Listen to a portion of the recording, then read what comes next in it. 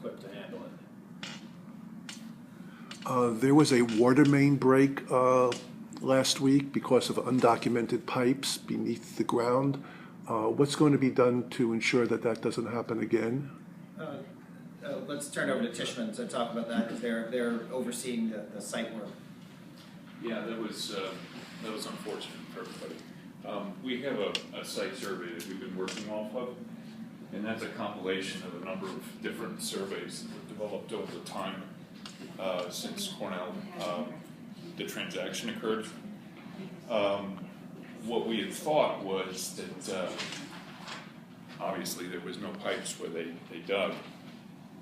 What you need to know is that under normal circumstances in the city, all of the piping would usually be in the right of way, which is, in your case, would be within the curbs and the roadway, as it is in New York City. On this site, that's not the case. We've got 12.5 acres here, only about 250,000 square feet, which is roughly 5 acres, is covered with buildings.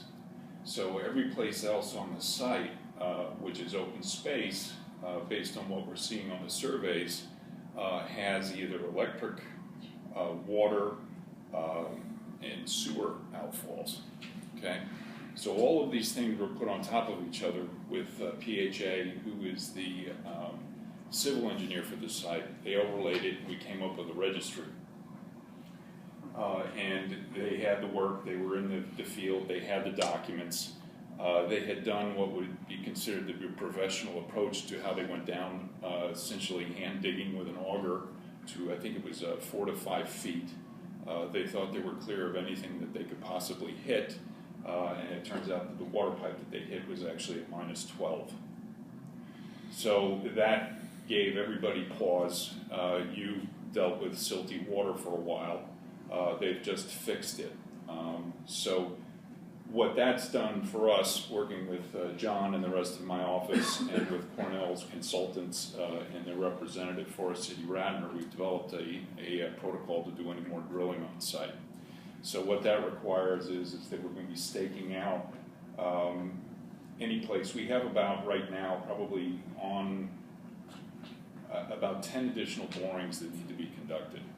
Each one of them are obligations that we have, or they have, to the city of New York for foundations. There's a certain number that you have to do for the building code.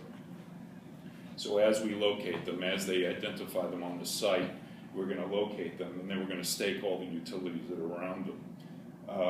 There was some good information that came out of what happened.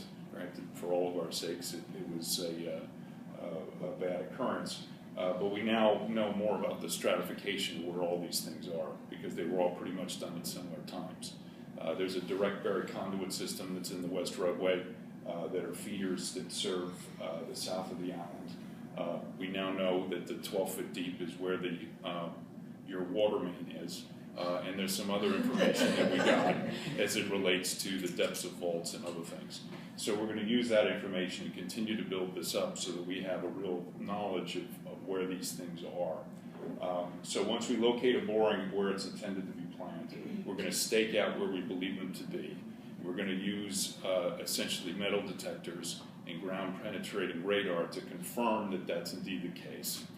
If there's anything that we can't find that we believe that's supposed to be there between these other things, we're going to have to do test beds. So that's our approach to this. The reality of it is, though, that you've got 70 years worth of utility work that's laid on top of this site that really is not very well documented. So it's going to take a lot of effort on our part when we go through there and do this. And like I said, there's 10 borings that are planned right now that we're going to put this strategy in place. We actually just brought onto our team what is referred to as a site coordinator, and he's going to be actually monitoring all of this as part of the team, and that's his responsibility. So we're going to be working with Cornell, the consultants, Forest City Radnor, to make sure that this is done and put into place, and that we don't have another occurrence. Yeah, but I would say that we've done, I don't have an exact number for you right now, but I can get it. We've already done about 12 or so borings around the site without incident. As Ted mentioned, based on mappings of the site and estimates and markouts and stakeouts, and now we're going to take that additional step of doing the ground penetrating radar and detection. The other thing is we've always done hand digging to a certain level. So again, it's an unfortunate occurrence. Obviously, we're going to try to avoid it, do whatever we can in the future by being a little bit more aggressive. So before any future borings are done, you'll be doing investigations on the site to see whether or not there are any underground pipes? Yeah, I mean, as I said, we do that for all the borings, but we're taking it to an additional step to use this equipment that we hadn't used before on the site, but yes. Alan has one more question, Andrew, and then we should move on to Karen. Go ahead. I'm sure. I just, now I'm questioning, does that affect the geothermal drillings? Yes, any borings that we're doing will be subject to what Ted talked about. There are 3 geothermal borings. One of them is already down to 85 feet, so we don't believe there's any utilities lower than 85 feet. So that one we're in good shape, and that was the one that was actually had the most utilities near it. So we triangulated to figure out where that would go. The other 2 are further away from anything we know about. But again, we're gonna have the same, whether it's a geotechnical boring, which is for a foundation, or a geothermal, which is for the temperature characteristics below grade. We're going to have the same approach. I thought there was something like 60 geothermal. 400 Yeah. was in the original, I thought. Yeah. Well, okay, so the borings that we're doing now are to determine the geothermal characteristics underground. So we're doing 3 of those to test how many we're going to need in the future. When the 300 or 100 or 500, however many are needed, when those are put in, by that time we will have moved all of the utilities off of the site and into the public right-of-way. One of the things we've talked about as part of this project overall is to upgrade every utility that's down there, electric, water, sewer, storm, everything. Part of the upgrading is moving it into the right-of-way so it's fully mapped and it's fully accessible for the future. Is Karen presenting? Yeah, Karen's going to present.